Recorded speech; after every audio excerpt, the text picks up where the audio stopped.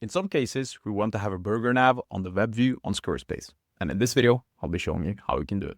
Over at Squarespace, what I specifically mean is I want to have this burger nav right here on the web view. And in order to do that, we just have to add some lines of code. So let's head over to Pages, come down to Website Tools, click Custom CSS, and in the description, there's some code that you need to copy and paste right here. When that is copy and pasted, you can see right away that we get the burger nav on the web view on Squarespace. So let's see how this works.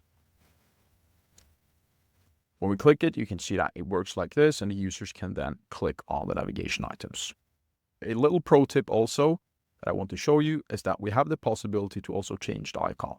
And in order to do that, head over to mobile view, click on the menu right here. We have these different options for the icon we can choose. I like this one, and you can also choose the thickness here between small, medium, large, and also define it yourself. So let's save this, head back over to here, and you can see that we now have the burger nav on the web view on Squarespace. If you found this video useful, please leave a like and subscribe. If you want me to build your Squarespace website, the links are down below. And as always, have a great day.